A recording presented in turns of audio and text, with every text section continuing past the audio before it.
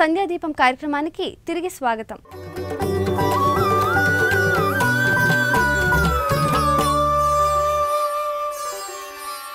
సంధ్యాదీపం కార్యక్రమంలో భాగంగా సంధ్యా సమయంలో దూర్జటి కాళహస్తీశ్వర శతకంపై గోపాలకృష్ణ గారి ఆధ్యాత్మిక ప్రవచనాన్ని ఇప్పుడు వీక్షిద్దాం.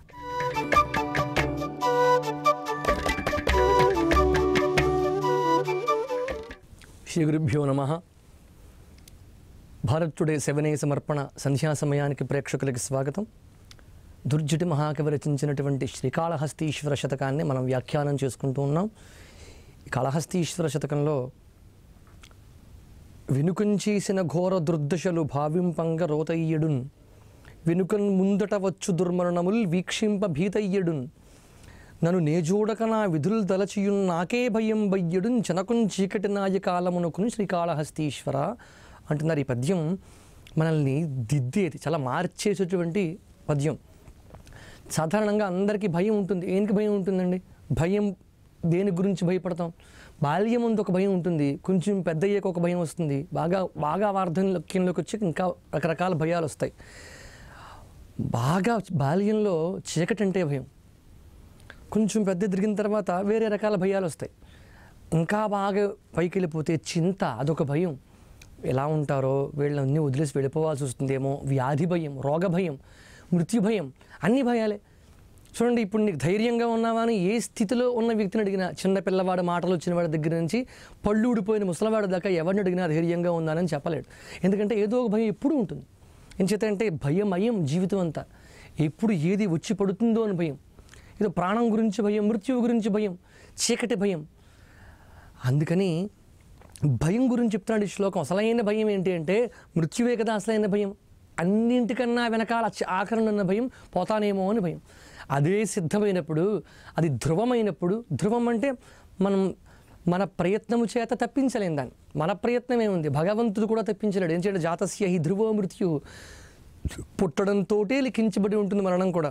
అందుకని ధ్రువం అన్న విషయం మీద భయం అవసరమా అని ఒక్కసారి మనం ఆలోచించుకుంటే, మృత్యువు గురించి భయపడడం అనవసరం. అది చెప్పి రాదు, చెప్పినంత మాత్రం చేత రాకుండాను పోదు. అది ఖచ్చితంగా వచ్చి తీరుతుంది. సమయమునకు ఆపడము ఎవరి తరము కాదు. మరి నేను ఎందుకు దేన్ని భయపడుతున్నానంటే, వెనుకం చేసిన ఘోర దుర్దశలు భావింపంగా రోతయ్యడున్. నేను ఎన్నో పాపాలు చేశాను. వెనుకం చేసిన ఎన్నో జన్మల్లో, ఇతర జన్మల్లో, రకరకాల ముందు జన్మల్లో ఎన్నో పాపాలు చేశాను. లేదు, నేను పుట్టినప్పటి నుండి ఇప్పటికెన్నో పాపాలు చేసున్నాను, చేశాంగా. వెనుకం చేసిన ఘోర దుర్దశలు భావింపంగా రోతయ్యడున్. అవన్నీ తలుచుకుంటూ ఉంటే అసహ్యం వేస్తుంది నా మీద నాకే. ఎన్ని తప్పు పనులు చేశానో, ఎన్ని బాధించానో, ఎంతమందిని బాధించానో, ఎంతమందిని మనస్సులో నిందించానో, ఎంతమందిని తిట్టుకున్నానో, ఎంతమందిని బాధ పెట్టానో, అవన్నీ తలుచుకుంటూ ఉంటే నాకు బాధేస్తుంది. వెనుకన్ ముందుట వచ్చు దుర్మరణముల్ వీక్షింప భీతయ్యడున్. ఇదే సమయంలో అటు ఇటు చూస్తూ ఉంటే నాకన్నా చిన్నవాళ్ళు వెళ్ళిపోతున్నారు, నాకన్నా పెద్దవాళ్ళు వెళ్ళిపోతున్నారు. దుర్మరణముల్, పెద్ద చిన్న ముందు వెనక అలా వెళ్ళిపోతూనే ఉన్నారు. నాకన్నా తర్వాత పుట్టిన వాళ్ళు వెళ్తున్నారు, నాకన్నా ముందు పుట్టిన వాళ్ళు వెళ్ళిపోతున్నారు. అంటే అశాశ్వతములైన ప్రాణములను చూస్తుంటే భయం వేస్తుంది. నేను వెళ్ళిపోవాల్సిన వాడినే కదా, ఎప్పటికో అప్పటికి నేను వెళ్ళాల్సిన వాడినే కానీ భయం వేస్తుంది. మరి ఇందాక మృత్యువు గురించి భయపడతాం, ఇది ఇప్పుడు మృత్యువు గురించి భయపడేటప్పుడు భయం లేకుండా ఏం చేస్తుంది నాకు? దుర్మరణములు, చిన్నవాళ్లే వెళ్ళిపోతూ ఉంటే నాకు భయం ఏముంది? ఇంకా నాకన్నా చిన్నవాళ్ళు, నా తర్వాత పుట్టిన వాళ్ళే వెళ్ళిపోతున్నారు. నేను వెళ్లకుండా ఆగలనా? సరే, ఇది తథ్యం అని తెలుసుకున్నాను. వెనుకొని ముందుట వచ్చు దుర్మరణములు వీక్షింప భీతయ్యడున్. కానీ అలా వెళ్ళిపోతూ ఉంటే భయం వేస్తోంది సుమా. నేను వెళ్ళిపోతానేమో, ఈ ప్రాణం ఎలా పోతుందో అని భయం వేస్తోంది. రకరకాలుగా ప్రాణాలు పోతున్నాయిగా. భయంకరమైన దశల్లో ప్రాణాలు పోగొట్టుకుంటున్నారు మనుషులు. పూర్వం ఈ అకాల మృత్యువులు లేవండి. అకాలంగా మరణించిన వాళ్ళ సంఖ్య చాలా తక్కువ, గణనీయంగా చాలా తగ్గిపోయింది. పూర్వం పెరిగిపోయింది, ఇప్పుడు బాగా. హఠాత్ మరణాలు లేవు, ఈ బీపీలు షుగర్లు లేవు, ప్రశాంతమైన జీవనం గడిపేవారు. అవయవాలు పాడైపోయి మరణం చెందేటటువంటి దాఖలాలు పూర్వంలో లేవు, బాగా పూర్వం. కొంతకాలంగా వచ్చాయి ఇవన్నీ. తిండిలో తేడా అనుకోవచ్చు, రకరకాల మార్పులు అవ్వచ్చు, లేదా మానసిక వృత్తులు బాగా ఎక్కువ టెన్షన్ పెరిగిపోయి, బాగా విపరీతమైన ఒత్తిడి పెరిగిపోయి దాన్ని తట్టుకోలేక నరాలు తెగిపోతున్నాయి, తలలో నడుస్తూ పడిపోయి చచ్చిపోతున్నారు, ప్రాణాలు పోతున్నాయి, హఠాత్తుగా చనిపోతున్నారు. అందుకని అలా పూర్వకాలంలో అలా ప్రాణాలు పోయేవి కావు, పండిపోయి రాలిపోయేవారు అంతే. 80 ఏళ్ళు 90 ఏళ్ళు అలా పైబడిన వాళ్ళు తప్ప అకాల మృత్యువు చిన్న చిన్న వాళ్ళు 30 ఏళ్ళ వాళ్ళు 25 ఏళ్ళ వాళ్ళు అలా దుర్దశలను బట్టి ప్రాణాలను కోల్పోవడం, లేదా ఒత్తిడికి నరాలు తెగిపోకర్లేదు, ఒత్తిడికి వాళ్ళే తట్టుకోలేక ప్రాణాలు పోగొట్టేసుకుంటున్నారు, ఆత్మహత్యా సదృశాలు ఆత్మహత్యలు చేసుకుంటున్నారు, ఇటువంటి ప్రాణాలన్నీ పోగొట్టుకున్నారు. అందులో భాగంగా ముందు కొంతమంది వెనక మంది పోతూనే ఉన్నారు. నాకు తర్వాత పుట్టిన వాళ్ళు పోతున్నారు, ముందు పుట్టిన వాళ్ళు వెళ్ళిపోతున్నారు. దుర్మరణములు వీక్షింప భీతయ్యడు. భయం వేస్తాను చూస్తుంటే. నన్ను నే చూడక నా విధులు తలచియును నాకే భయం భయ్యడు. నేను చేయవలసిన పనులను పరిశీలించి చూస్తే నాకే భయం వేస్తాను. భయాందోళనలకు కలుగుతున్నాయి, నాకు ఆందోళనల పాలైపోతున్నాను. ఎంచేత అంటే వాడు ఏమి చేసాడో ఏం చెందాడో చూస్తున్నాను, వాడు వెళ్ళిపోతున్నాడు. ఇప్పుడు నేను ఏం చెయ్యాలో నాకు తెలుసుకోవద్దు.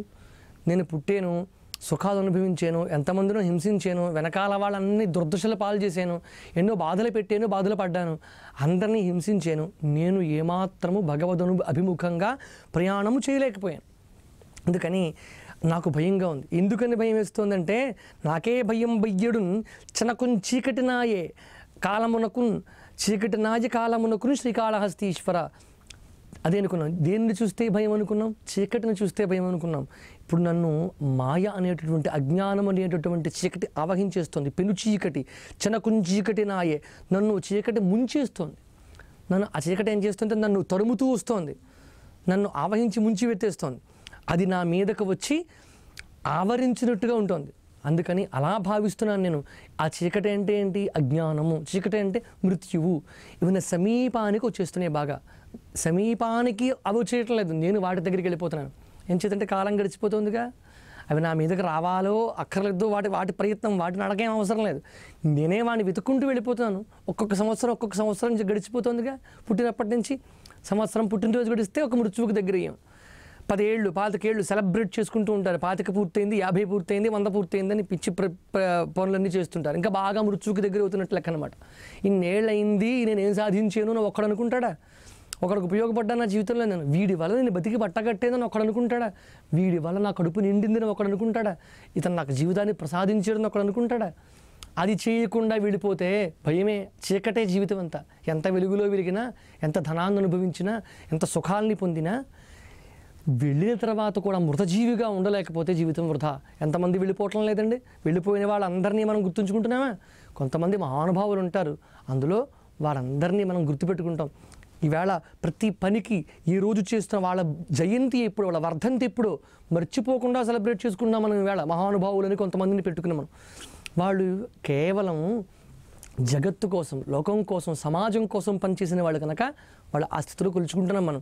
అందుకని నాకు చీకటి అంటే భయం వేస్తోంది, చీకటి నన్ను తమురుతూ వస్తోంది, మృత్యువు సమీపిస్తున్నాను, ఓ శ్రీకాళహస్తీశ్వర నన్ను రక్షించు అని ఆయన ప్రార్థన. ఈ పద్యం ద్వారా కూడా మనం భవిష్యత్ అగమ్యగోచరమైపోబోతోంది. చాలా జాగ్రత్తగా ఉండకపోతే మృత్యువు సమీపిస్తోంది కనుక అది రాకుండా, దీపం ఉండగానే ఇల్లు చక్కదిద్దుకోవడం మనకు అవసరం కనుక, శరీరంలో ప్రాణం ఉండగానే పరమేశ్వరుణ్ణి చేరే ప్రయాణం ప్రారంభించకపోతే ఈ జన్మ వృధా అని ఈ పద్యం మనకి తెలియజేస్తోంది. మరొక పద్యంతో రేపటి రోజున కలుద్దాం. శుభం భూయాత్. సర్వే జనా సుఖినో భవంతు. స్వస్తి. గోపాలకృష్ణ గారి ఆధ్యాత్మిక ప్రవచనాన్ని వీక్షించారు కదా. ఇప్పుడు సంధ్యాదీపం కార్యక్రమంలో మరో చిన్న విరామం తీసుకుందాం.